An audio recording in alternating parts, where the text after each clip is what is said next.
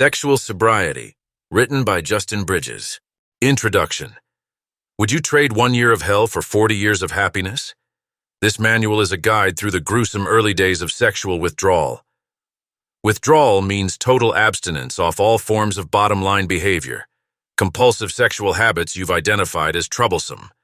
If you've chosen to undertake this epic feat, you may already have slipped and restarted your day count, maybe even multiple times. Many heroin addicts claim that withdrawing from sex and love addiction is harder than heroin withdrawal. This endeavor will take a village, an exorcism, a miracle, a deprogrammer, divine intervention, and a complete deconstruction of your daily habits and belief systems. This manual is not for those mildly afflicted.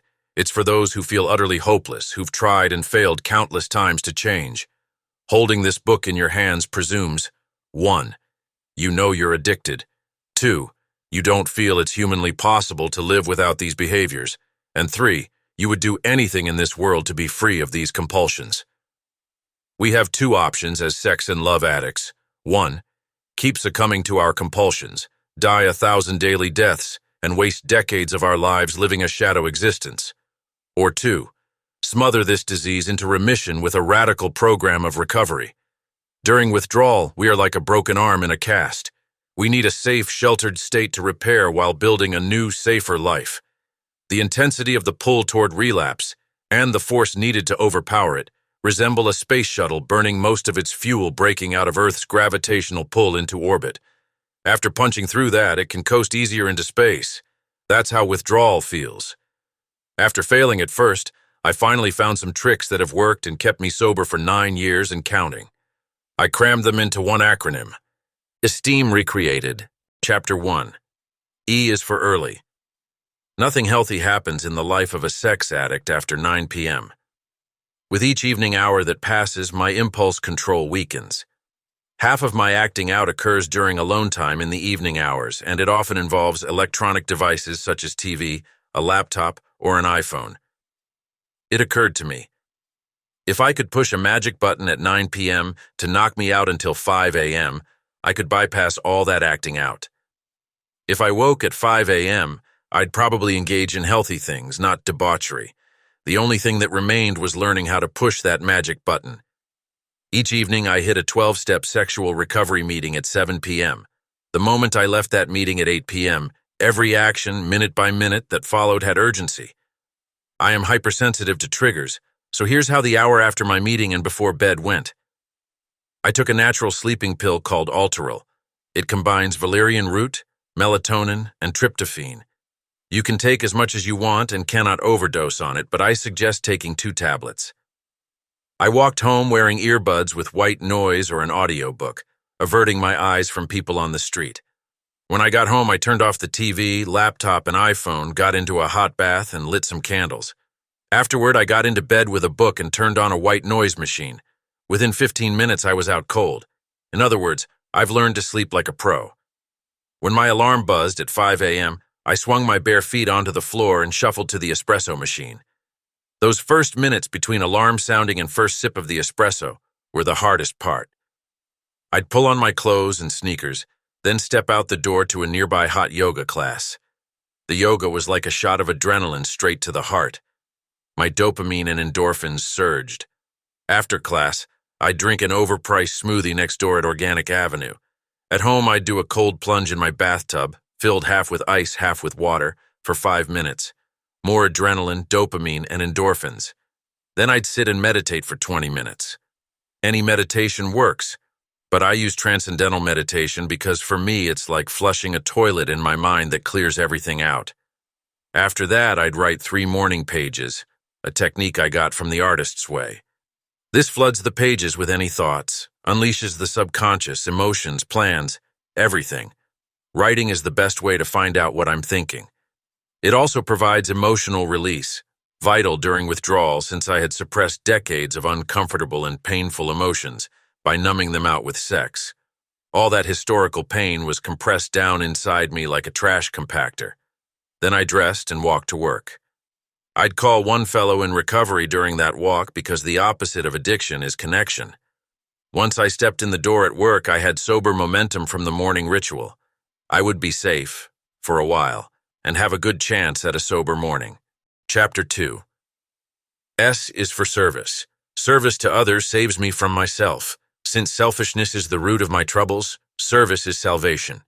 A wise man once said, "In all my years of acting out, and there were many, I never once did it for the other person." As an addict, I am consumed with self-pity, self-hatred, self-grandiosity, self-catastrophizing, self. It's a toxic loop. What did the sex addict say after breaking a priceless vase at a museum? "Don't worry, I'm okay. It may seem too early in recovery to start being of service to others. Isn't that something we do at step 12, when it's time to start giving back to the newcomer? I mean, I still am the newcomer. Wrong. It's never too early." Bill Wilson's Mayflower Hotel lobby story addresses this point. Bill Wilson was the co-founder of Alcoholics Anonymous, the program that pioneered all 12-step recovery. He was in Akron, Ohio on a business trip in 1935. The trip went badly and he was broke, despondent, and standing in the lobby of the Mayflower Hotel. He wanted to drink. At one end of the lobby was the hotel bar where he heard laughter, music, and the clink of glasses. He fantasized about the comfort of that first drink and maybe finding a romantic companion for the night. At the other end of the lobby was a phone booth.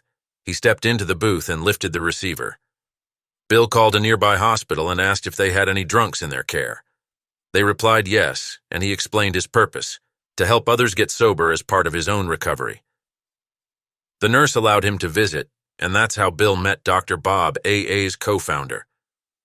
The birth of AA and every other 12-step program started with that decision to help another addict, instead of taking a drink and trying to get laid.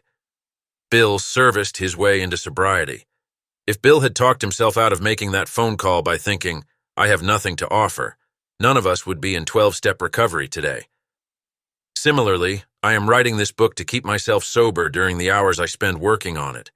Like Bill in that hotel lobby, the disease calls to me every hour of every day. I can either serve others and escape the disease, or succumb to self and dive headlong into the disease. It's a daily choice. Humility isn't thinking less of yourself. It's thinking of yourself less often. Self-esteem comes from doing esteemable acts. Taking program calls from others in trouble helps me escape the noise in my head. Setting up the chairs at the meetings, taking service commitments. These are acts of service. Acting out creates shame. Service is the antidote. Sure, there's a loud voice chirping at me while I write this book saying, "Who the hell are you to tell people what to do? Are you so perfect that you can dispense advice from some mountaintop?"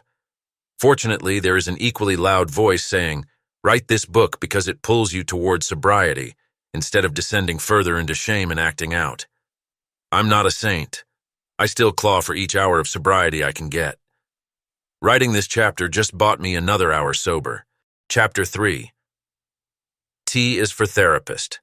A certified sex addiction therapist, CSAT, helps you navigate rough waters. He points out your blind spots and calls you out on old attitudes, beliefs, and behaviors that no longer serve you.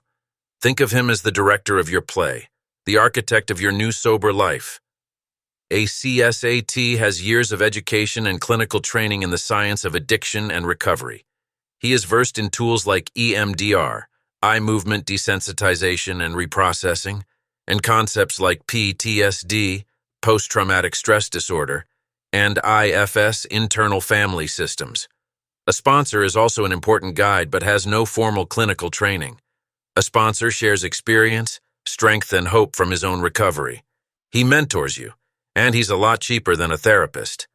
When choosing a sponsor, find someone who shares in meetings make you want what he has spiritually and emotionally. Long-term sobriety is a rare thing in sexual recovery. When you find a good sponsor, work around his availability and be grateful for the time he makes for you. All his suggestions are free except the ones you don't take. Those you will pay for. Call him daily. After a few chats, if it feels like it's clicking, ask him to be a temporary sponsor. This trial period lets both of you test the waters and back out if it doesn't click. There's no conflict in having both a CSAT and a sponsor. You'll want the collective wisdom of both, and many others. This isn't a solo journey, it's a team effort. So go ahead, build your squad, and let them have your back. You need a deep bench. The CSAT is the team's general manager. The sponsor is the coach on court. Chapter 4. E is for electronics. In the modern age, many triggers come through electronic devices: laptop, smartphone, and TV. Therefore, many of us put restrictions around the use of electronics. This may include porn blockers, giving up smartphones altogether for a light phone. It allows calls and text only, or handing our electronics to trusted guardians who give us limited supervised access. In sobriety, we must master our environment. That means we must shape, manage, and control our surroundings. A golden rule of recovery: removing the triggers usually removes the acting out. Personally, when walking the city streets, I use white noise, guided meditations, and audiobooks to drown out the disease. At home, I use essential oils like eucalyptus and cedar wood in a diffuser to create a soothing atmosphere. Smell and fragrance are powerful triggers, so I manipulate them to my advantage. To spell out the obvious about electronics: proper use, program calls, Zoom 12-step meetings, texting fellows for support, white noise and earphones for meditating, sleeping, or working, audiobooks, 12-step meetings or inspirational talks, books, or music. Improper use: web surfing porn, late-night TV, binge-watching or triggering TV programs, social media. It's crack cocaine for sex and love addicts, texting or calling qualifiers, browsing images. The good news about electronics is 1, they have an off button, and 2, settings and controls can shelter us from them. Some products made are simply too powerful for the human brain to handle, such as opioids, video games, and porn. Even the Dalai Lama could get hooked on them. Remember, once you step into a cage with an 800-pound gorilla, the gorilla who decides when you get out. The best protection? Don't step inside the cage. Chapter 5. E is for emotional release. Emotional release retreats are like rocket fuel for sobriety. In my first year of withdrawal, I had many slips. I often restarted my day count. No matter how much sober action I took, therapy, meetings, phone calls, etc., I simply could not stop acting out. It turns out that decades of suppressed trauma, grief, and pain were bubbling below the surface. Addiction is how we self-medicate our untreated trauma. My body needed a safe atmosphere away from daily life where I could purge some of that historical trauma and come unhinged. There's a saying, the wound is not the trauma. This means that the wounds we carry are often not just about a past traumatic moment or an historical incident, but the lingering effects and inability to process it. The body knows how to clear out old hurts when a safe atmosphere allows it to do so. This is where emotional release retreats come into play. These spaces offer a unique chance to express emotions freely. We can scream, swing a bat at a pillow, and bear witness to others releasing their own emotional weight. It's like group therapy, but intensified, where the focus is on authentic expression without fear of judgment. In attending these retreats, I can step outside my daily routine, where full emotional vulnerability is not appropriate, and enter a space designed for safety and emotional exploration. This creates the perfect backdrop to let go of pent-up feelings, be it through laughter, tears, or raw expression. I encourage you to explore emotional release retreats tailored for those in recovery. Dan Jones, author of The Roller Coaster Kid Finds His Way Home, started the retreats that I attend. Now, in 2024, they are currently led by Dr. Dave Forbes. Look him up. This physician claims emotional release work heals illnesses in the physical body more than anything he has ever seen. The basic premise underlying this work is that every emotion ever experienced during a lifetime is stored in the body. Much of it gets forgotten or suppressed, but like a computer's hard drive, it's all still stored inside us. I use these retreats like a poor man's rehab since I couldn't afford the Meadows, PCS, or other costly treatment centers. A brilliant alternative to traditional rehab settings, emotional release retreats offer significant healing potential, often packing the equivalent of a month's worth of progress into just a few days. I attended the first retreat with a few weeks off of acting out, so that meant no orgasms. Emotions began surfacing. When I did my piece, and that means my work with Dr. Forbes, I collapsed in tears in a fetal position, sobbing and shaking for half an hour. The aftershocks lasted for days afterward. Do you understand? After I stopped numbing out a lifetime's worth of emotions, that's what was waiting for me. 3 months later, I attended another retreat and the impact went even deeper. After several retreats, much of the poison was discharged. Then, lo and behold, my first long stretches of full sexual abstinence happened on their own. A grace entered my life that I attribute to having lightened the load I'd been carrying. Of all the recovery tools available, these retreats produced the most dramatic quantum leaps forward for me. I still do them once or twice a year to clear out old and new damage. Some of the insights and vision gained during these retreats have led to me changing my career, changing my living situation, ending relationships, starting new relationships, having a child, and to finding my life's purpose. What could be more powerful than that? Retreats, my secret weapon in recovery. Chapter 6. M is for meetings. Ever see those nature specials on television like Planet Earth or Mutual of Omaha's Wild Kingdom? It's always the gazelle lingering outside the pack that gets attacked, never one inside the middle of the herd. Meetings plant you in the middle of that herd. The opposite of addiction is connection. This disease thrives when you're in isolation. It backs off when you're surrounded by fellows in meetings. In today's world, finding meetings is easy. You can locate one nearby or start your own.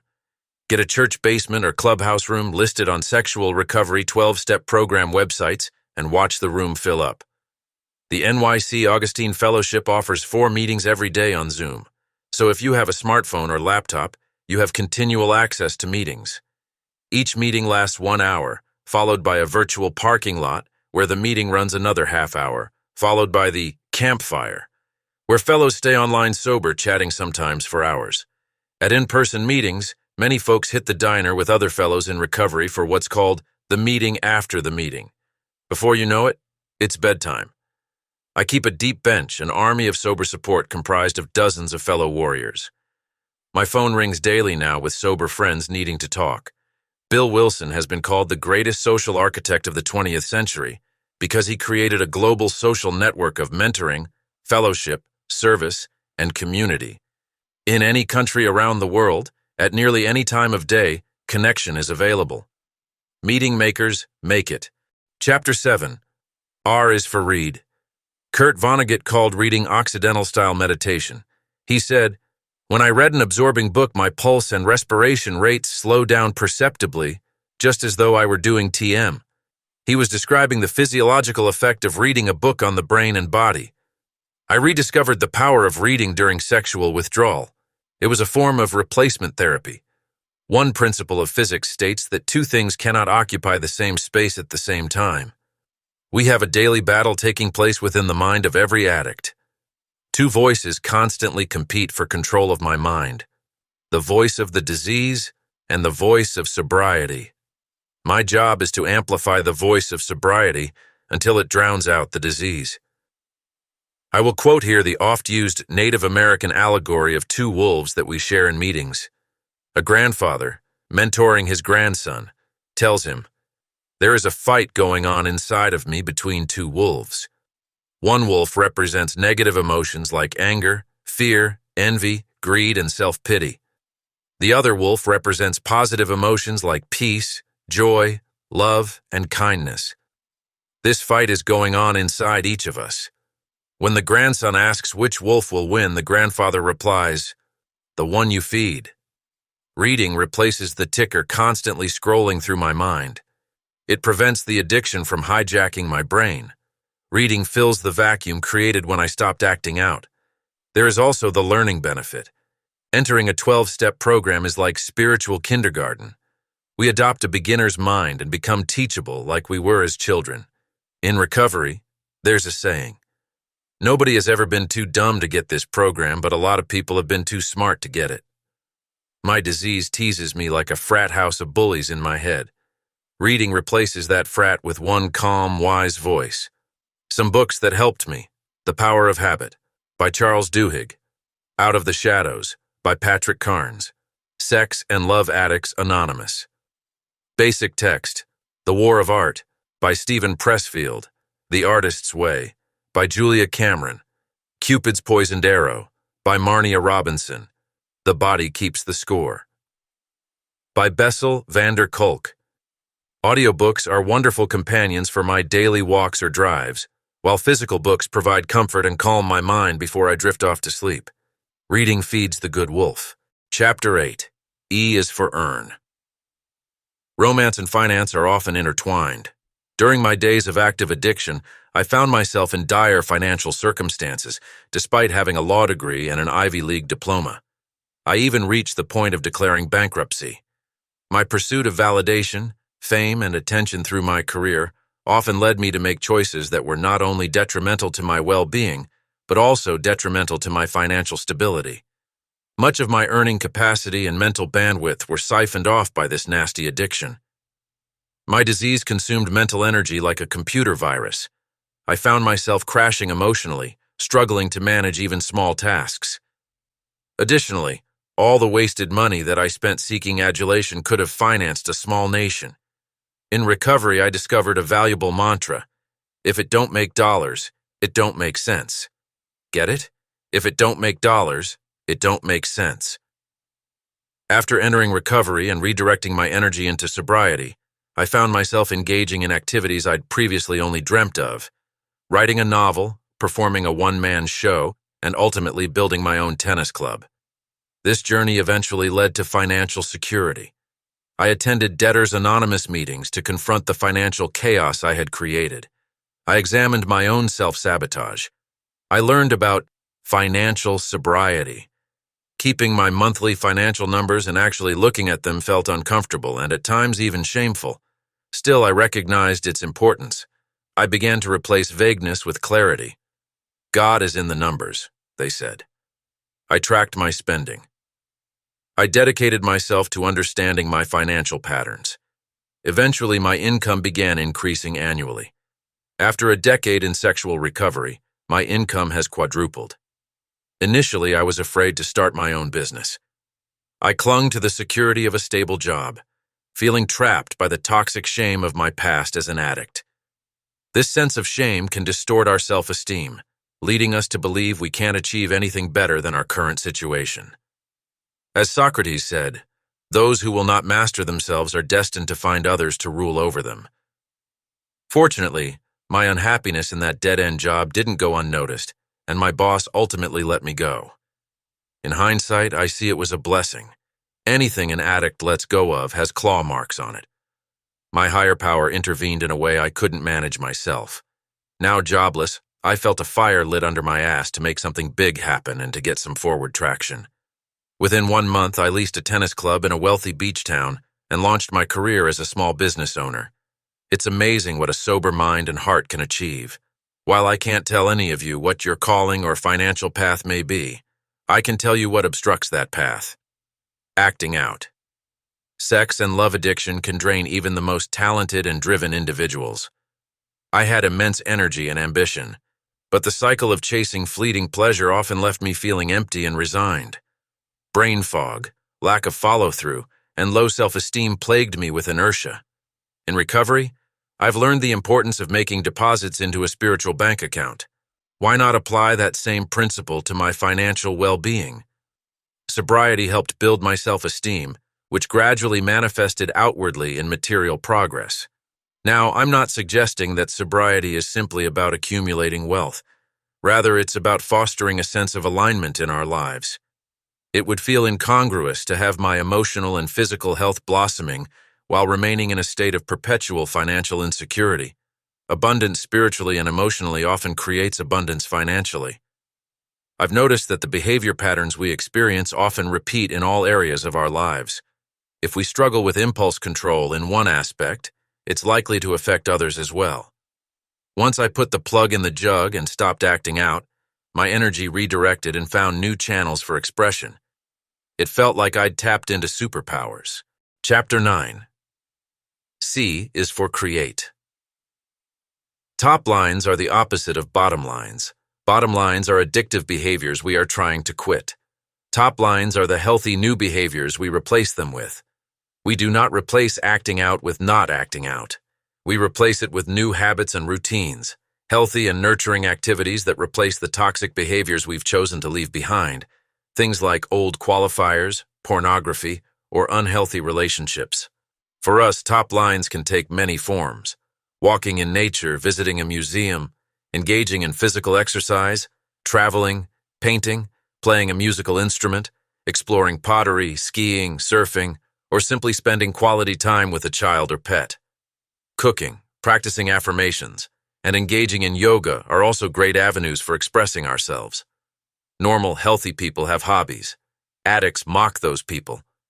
For years, I scoffed at nerds who play chess or Scrabble or collect model trains or stamps or coins.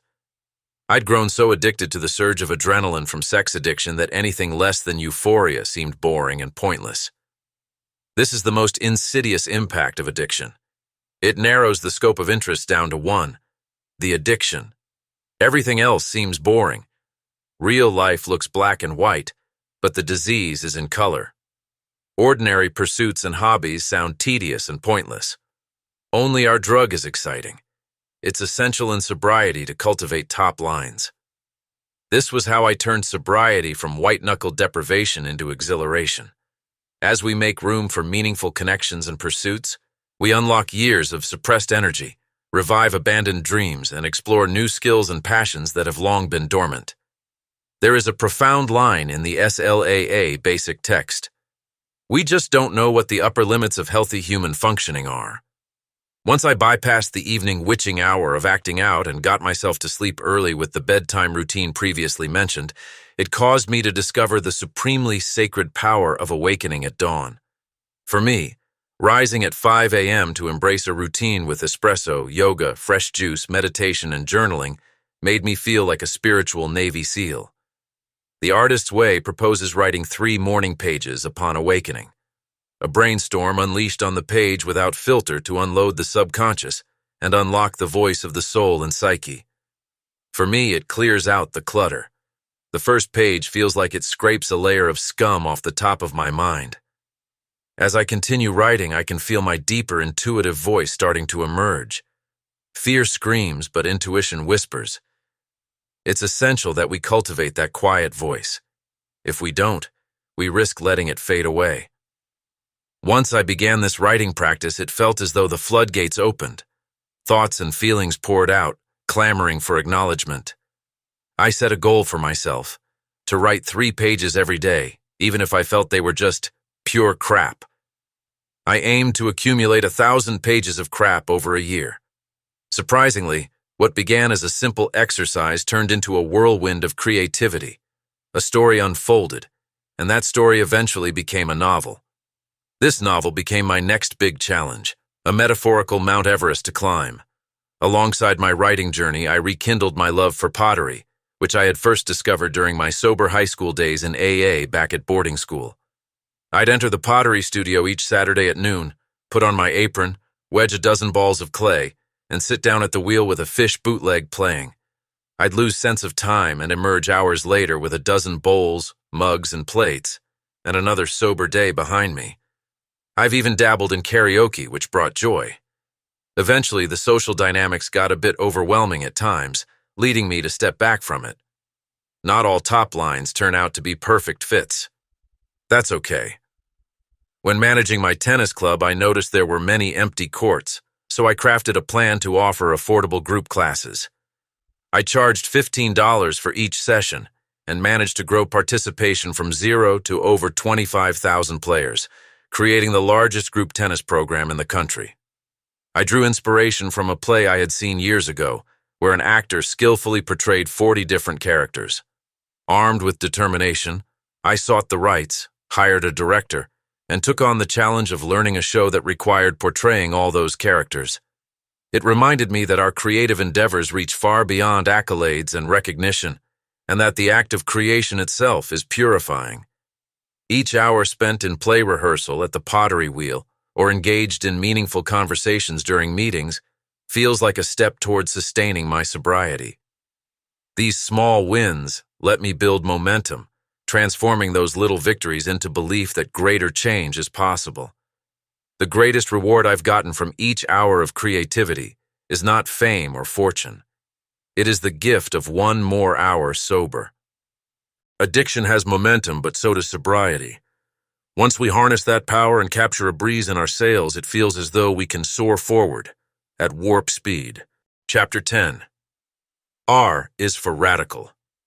My radical approach to sexual sobriety emerged only after failing 100 times.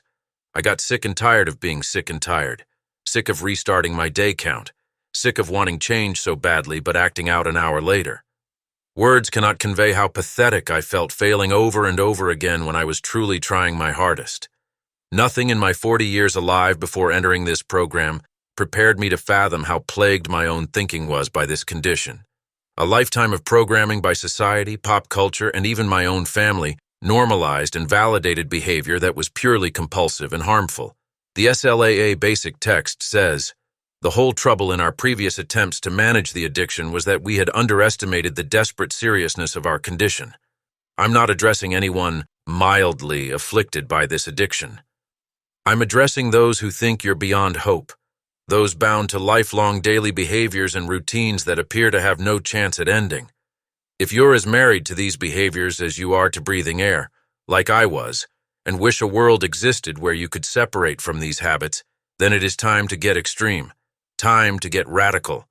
If your job is at risk from this behavior or your marriage is at risk, if your physical health is at risk or your career is at risk, if your reputation in the community is at risk and your own self-worth has plummeted so low that you've considered harming yourself, if the shame you live with daily makes you feel like Pigpen from the Peanuts cartoon, like a dark shame cloud surrounds you when you walk into a room, if your heart breaks because you know the good person you could be and would be, if freed of this condition that turned you from the beautiful child you were into the monstrous troll you now see in the mirror, if any or all of this describes you and you would do anything to change, then it is time to get radical. Not earnest, not nice, not hopeful. Ferociously fucking radical. This will be the hardest year of your life, like prison or fighting a war or battling cancer.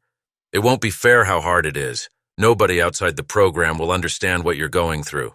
Half the thoughts in your head will be lies from the disease talking you out of it, telling you this is pointless and useless and never even going to work. This is an exorcism. The goal is to get through the first week of hell, the first month of misery, the first 90 days of depression, into that first 6 months of grief, boredom, and unhappiness so you can make it to 9 months and turn a corner into a new life of hope, neurochemical realignment in your brain, and reprogramming of every belief, behavior, routine, and habit. If you've been acting out for decades, you've been living on an electrified floor shocking you daily, even hourly, all your life. Your circuits are fried. When that voltage gets turned off, life feels different. Our hormones, breathing glands, digestive system, brain waves, heart rate, and neuropathways all change. Old hurts bubble to the surface, seeking release. We've been tapping into an internal pharmacy of feel-good chemicals to numb out, spiking our veins with serotonin, dopamine, vasopressin, adrenaline, and endogenous morphine. So the force it will take to overcome the momentum of this disease feels like stopping the Earth's rotation and reversing its direction. In short, it's time for total transformation. Change your phone number, change your email, change your friends. It will feel like going into the witness protection program. Delete your hard drive, both literally and figuratively. Change starts externally first by ending the addictive behavior, then moves inwardly into our beliefs and attitudes, and eventually down to the cells of our bodies. A human body replaces all its cells every 7 years, so it is not hyperbole to say that our entire being can change. If you slip, quadruple your recovery. That means if you were hitting 1 meeting per week, hit 4. If you were making 1 program call per day, now call 4 people. If you were exercising once per week, do it 4 times per week. This disease cannot be negotiated with or reasoned with. It must be smothered with recovery. In my 12 years of recovery, I have never met anyone who regretted changing too much. I have, however, met scores of people who didn't change enough. They left chunks of the cancer intact that metastasized again into full-blown addiction. I've met many fellows who did recovery just halfway 100 times, instead of doing it all the way just once. Unwilling or unable to change certain things, these fellows continue to drown day after day, year after year, in active addiction. Therefore, I offer a time-proven mantra from the trenches of withdrawal: change or die. Chapter 11. E is for exercise. We are addicts. That will never change. The key is finding a better addiction. Milking our internal pharmacy to self-soothe was a coping mechanism. The first time it worked, we found a temporary solution to the pain of life and we stayed with it. Over years, it warped our personalities and lives. Then we built our lives to open that pipeline wider. Then the floodgates really opened. Eventually, the shadow life replaced real life. Plato's allegory of the cave describes people who lived their entire lives inside a cave. They saw only shadows of people, but since it's all they ever knew, they believed these were real people. So it was with us, and our shadow lives as addicts. As depraved as daily life was for some of us, life was unimaginable any other way because habit plus time made this our reality. We suffer from a chronic, permanent condition. It cannot be cured, but it can be arrested, treated, and managed. Each day I wake up with untreated sex and love addiction. Each day I restart a sequence of sober actions I must take to produce thoughts, internal chemicals, and an outlook I need to stay sober. I cannot stay clean today on yesterday's shower, and I cannot stay sober today on yesterday's sobriety. Exercise is a keystone habit, a habit so powerful that it spawns other habits. Exercise makes us crave healthier foods, improves our sleep, and brightens our spirit.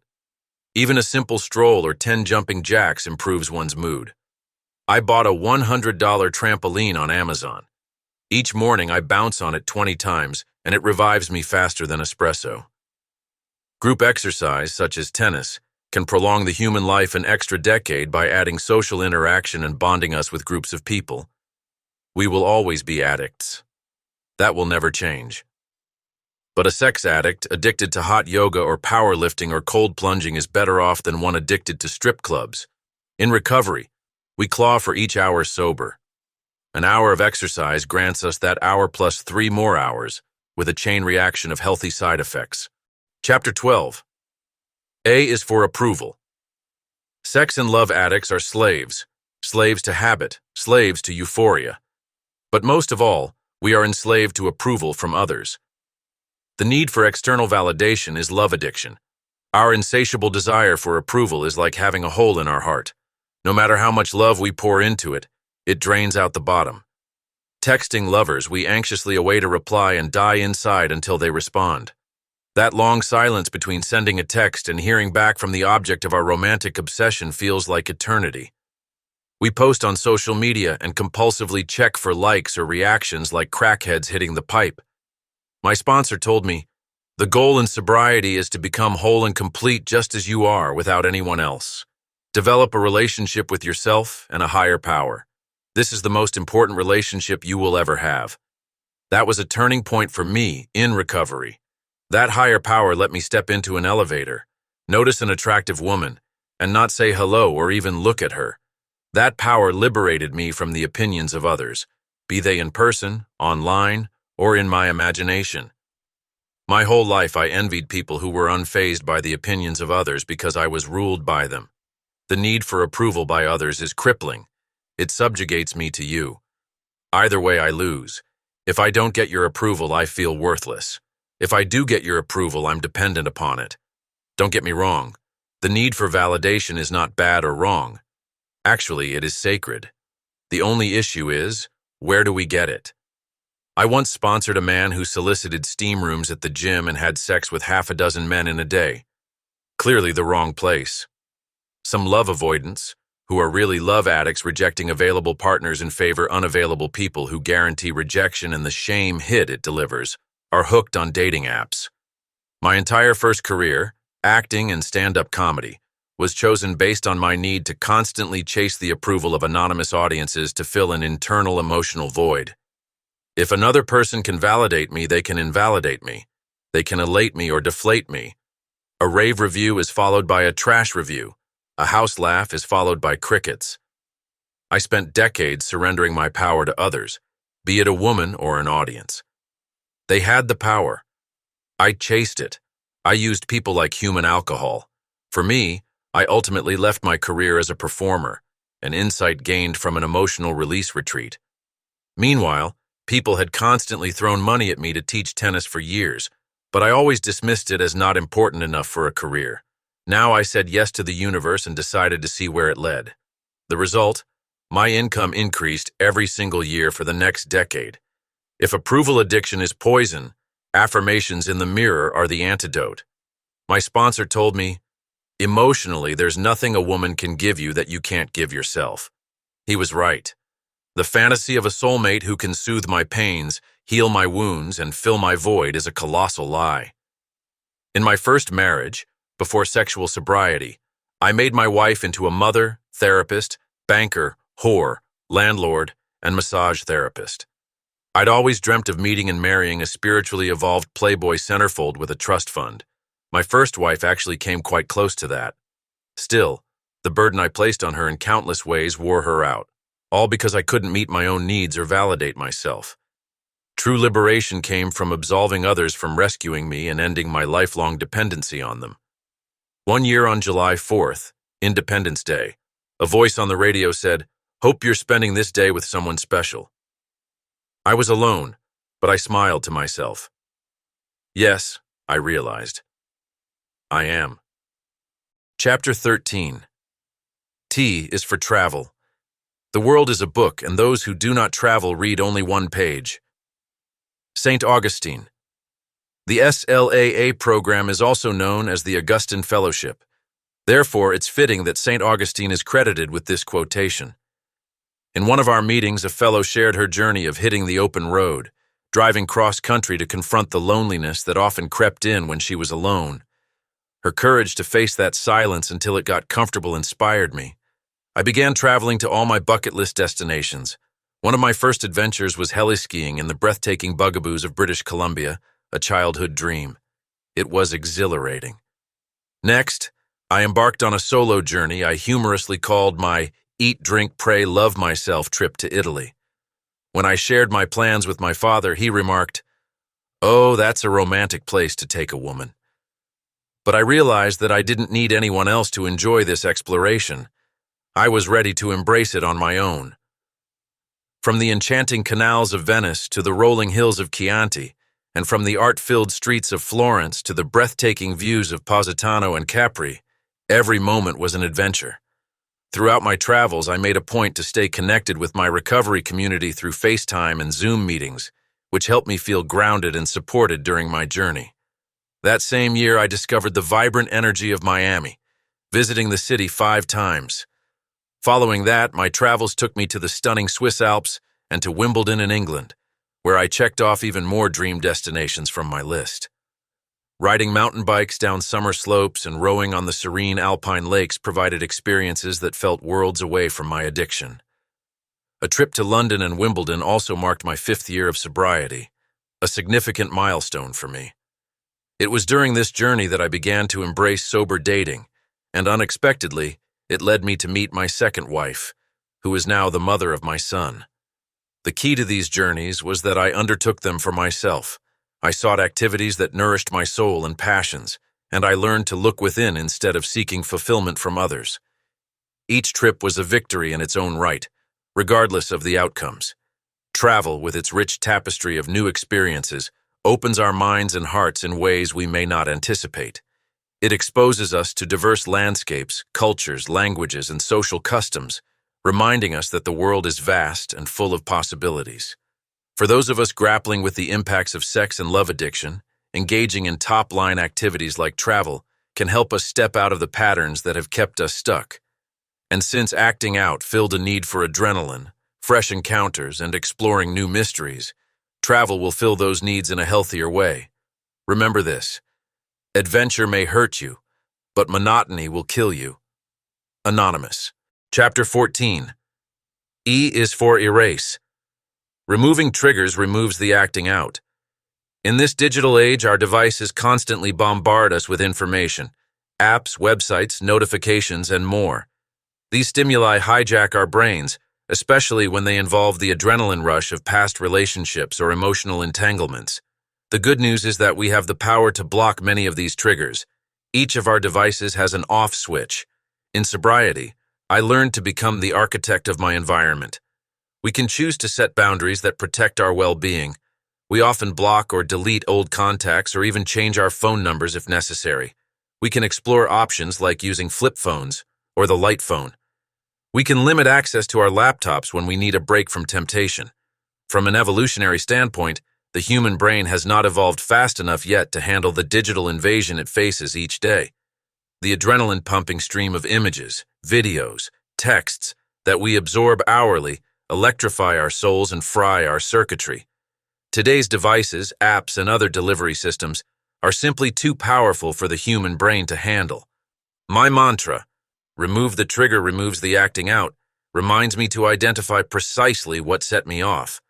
Was it a post on social media, a text from someone from the past, or an evocative image in a movie or on TV?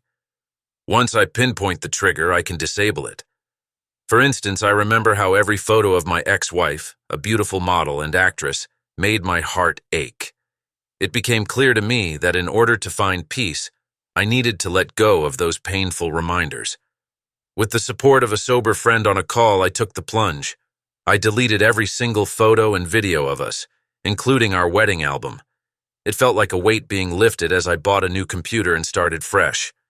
Many of us experience triggers even after years in recovery. I think back to my time teaching tennis, where I realized that the court had become a place filled with complications. I genuinely enjoyed teaching and built connections with my students. Yet I noticed that as the chemistry grew, it often led to a cycle of attraction that sparked old habits. When a freight train is going 70 miles per hour, I have no chance at stopping it. I must get off the train before it leaves the station. During the first few years of my recovery, I continued teaching women, but I encountered slip-ups along the way. Eventually, it became clear that I needed to take a stand for my well-being. I made the difficult decision to stop teaching women altogether. That simple policy has kept me sexually sober for 9 years. Chapter 15. D is for dopamine. I've lived the dopamine lifestyle for as long as I can remember, expecting life to deliver a high every single day. Tuesday at 4:30 p.m.? Awesome. Where's my euphoria? Wasn't that the whole point of life? To feel as good as I can all the time? Sexting, dating apps, scrolling social media, cupcakes, orgasms, gambling, cigars, espresso, driving fast, buying cryptocurrency, skydiving. These are delivery systems to arouse chemicals within ourselves that change our state. Addicts are so sophisticated at escaping our state of mind that we have learned how to alter our states, sometimes without even ingesting external stimuli. Instead, we arouse our own internal physiology through thoughts.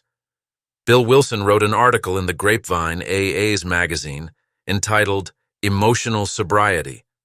He realized after several years sober that external substances like alcohol or heroin are not even needed to get high. Humans have learned, sometimes consciously, more often unconsciously, to change our state through emotions that unleash our internal pharmacy of chemicals. I'm not talking about activities like viewing porn or gambling that stimulate internal chemistry. I am talking about thoughts we replay in habitual loops that transport us into other states. Bill Wilson called anger emotional drunkenness. Other emotions like fear, envy, lust, and shame are also great drugs. We can drift off into daydream or fantasy for moments or hours and suddenly notice our heart rate is jacked with anger or lust, or slump into sleepy depression in a shame spiral of thoughts. This is not a judgment or criticism, just an acknowledgement of a simple truth. We are addicts, and that will never change. But what can improve is which addictions we choose. Today in sobriety, I allow myself permission to manipulate my mood and physical state through exercise, cold plunging, meditation, box breathing, meetings, fasting, prayer, and service to other addicts in recovery. The Big Book of Alcoholics.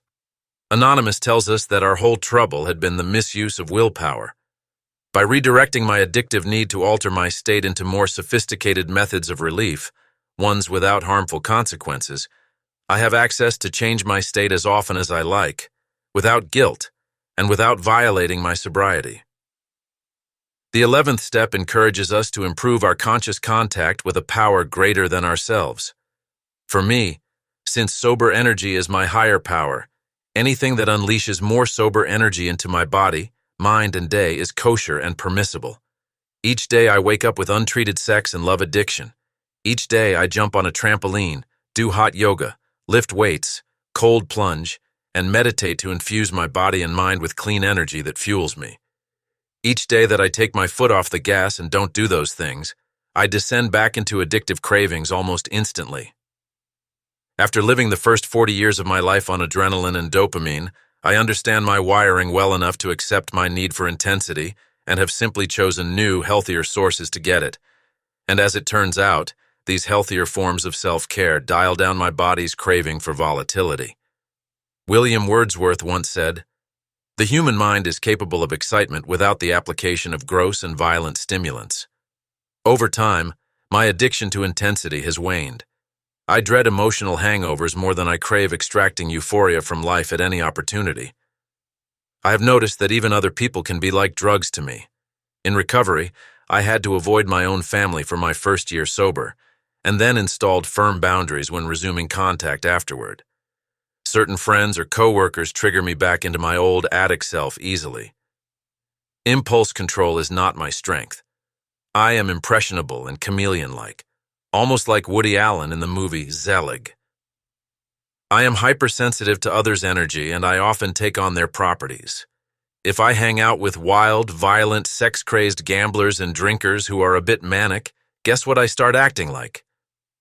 I am the average of the 5 people I spend the most time with. If I could hang out with Tony Robbins, Eckhart Tolle, Bill Wilson, Jesus Christ, and Buddha each day, my sobriety would be A+. Unfortunately, they're not available, so I pick the 5 next best dudes I can get. I aim for progress, not perfection.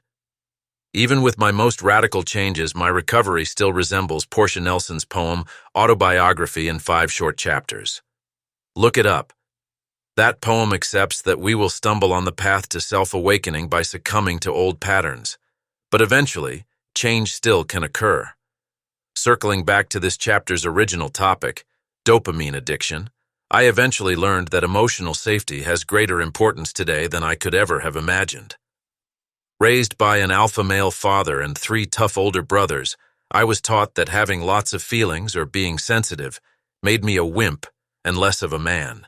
I will always have lots of feelings and be sensitive. Sobriety has taught me to become more skillful at creating a life where feelings are a gift, not a weakness. Anyone who mocks my feeling, thoughtful, sensitive nature has no place in my life anymore. Maslow's hierarchy of basic human needs says our physical survival needs to come first, followed by safety and security, including emotional safety. The longer I stayed sober from sex and love addiction, the less acceptable mistreatment was, from others to me, or from me to others. I no longer have the right to buy my own peace of mind at the expense of yours. I cannot bulldoze through your life or allow you to do the same to me. To sum up, I have carte blanche to flood my brain with dopamine if produced through wholesome and sober channels. But the great irony here is that by doing so, my equilibrium settles down into a more peaceful, serotonin-based state. I no longer crave an emotional spike in my arm. Conclusion: identity is how you see yourself. Reputation is how others see you. Both must change in sobriety. New behavior patterns won't last if my core identity underneath clings to an old self-image. This addiction will metastasize again if even a single cell of the old self remains. Fake it till you make it is a bankable truism of 12-step recovery. I faked my way into recovery, which is really just a way of saying I took action some private part inside my heart did not fully believe in. I knew I still wanted to act out. I may have even still held private plans to eventually act out again. But outwardly, I still took the right actions. And just for each day, I stayed sober, even if I was bluffing my way through. The reason this works is that once our sober day count gets long enough, a tipping point is reached. Grace enters the picture. Grace is a divine force that makes things possible, even effortless, that were previously unthinkable. So start from the outside and work your way inward, even if you feel like a fraud. Right action leads to right thinking. We begin by stopping the addictive behavior. Then a psychic change occurs. But if we wait for an epiphany to change our outward actions, we have the cart before the horse. Eventually, however, an internal surrender must occur for the old self to die. That surrender is the death of our old identity, We shed that skin and a new sober version of ourselves is born. I found it essential to surround myself with sober men modeling a new kind of masculinity. For men, it's particularly hard to let go of the social pressure to show machismo. A real man, a mensch, has emotional sobriety. A real man has enough confidence to not constantly seek validation through serial seducing to stroke his own ego. A real man protects others, lets them feel safe, and takes the high road. A real man is a leader, not a predator. My early programming valued seducing, charming, manipulating, coaxing, enticing, and entertaining until I won a woman over. A regime change was necessary to evolve into a sober version of myself. I couldn't do that surrounded by lower companions from my old life. They reinforced the paradigm I grew up in, the fuckboy, the stud. One of the promises of SLAA says, "We will be thankful for what has been given us, what has been taken away, and what has been left behind." That includes leaving behind our old selves, our long-held inner beliefs, and even friends or family members. I have no chance of staying sober around certain people. A ruthlessness is required to pass through into this new sober realm and leave the shadow life behind me. Terrifying as it is to step into the unknown and leave behind what is familiar, I've never met a sober addict who regretted it. If it's any consolation, addiction will always still be available if sober life fails to meet your expectations. The land of Sodom and Gomorrah will always take you back. But your window of opportunity to get sober, to pick up this book and work this program, took a lifetime to find. Now that you are here, dive through it with everything that you have, holding nothing back. Otherwise, the window slams shut and relegates us back into the prison where we lived for decades. I am with you hand in hand walking this road. The greatest gift you can give in recovery is to share your recovery with another hopeless, struggling newcomer. The medium of the message is identification, not instruction. I am merely sharing my experience, not teaching. We strengthen our own sobriety by paying it forward, passing it on, to the newcomer seeking help. I hope I have accomplished a bit of that in these pages. Closing thought: sobriety is not a destination, but a journey. The journey is the destination. Our new daily habits and the fulfillment they yield are the brass ring. Any cash and prizes are merely a byproduct, not a goal. There is no end zone where we spike the ball down, rest, and take off our pads. The wolf is always at the door. To this day, 12 years into recovery, I am further down the road, but just as far from the ditch. I sometimes like to envision my higher power as sober energy, almost like a force field that surrounds me like a bubble as I walk through daily life. That force field protects me if I take the proper sober actions each day. Like a womb, it keeps me safe. The tools in these pages can protect both the child and the adult within you from all threats, whether those threats come from the outside world or from within ourselves. Epilogue. Ho is slang for whore, but it also has a deeper meaning. In the culture of men's healing groups, ho is short for ho mit tak we osen, a Lakota term meaning all my relations. This phrase is commonly spoken in prayer and ceremony, acknowledging the profound truth that everything is interconnected: people, plants, animals, and beyond. At men's retreats, when a man shares something vulnerable that resonates with others, they often say out loud, "Ho!" This response conveys solidarity and understanding. It means, I hear you, brother. I can relate. I feel you. I've learned that the opposite of addiction is connection. Connection to each other, to other recovering addicts, connection to a higher power, connection to ourselves. So, to every one of you striving for just one more hour sober, I say to you, ho!